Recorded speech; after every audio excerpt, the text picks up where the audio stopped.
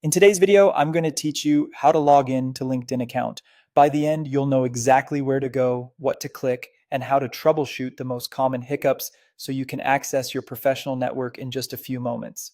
Start by opening your preferred web browser. In the address bar, type linkedin.com and press enter. Make sure you're on the official site. You should see the secure padlock icon next to the URL. Once the homepage loads, take a look at the top right-hand corner. You'll see the sign in button up there. Go ahead and click it to open the login page. On the sign-in screen, LinkedIn offers a few different ways to get into your account. If you originally connected LinkedIn with Google, Microsoft, or Apple, you can choose one of those options for a quick login.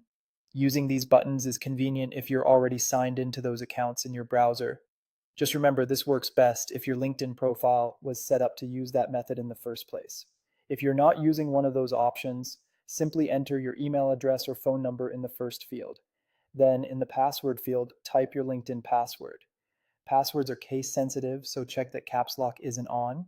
If you want to confirm what you've typed, click the show icon to briefly reveal your password and double check for typos.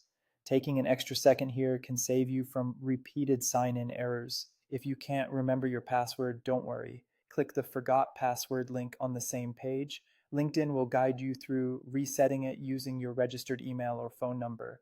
Just follow the on-screen prompts and keep your inbox or messages open so you can complete the reset quickly and securely. Once your email or phone number and password are in, click the sign in button. If your credentials are correct, you'll be taken straight to your LinkedIn feed. In some cases, you may be asked to verify your identity with a short verification code. This is a normal security step. Check your email or phone for the code, then enter it exactly as shown.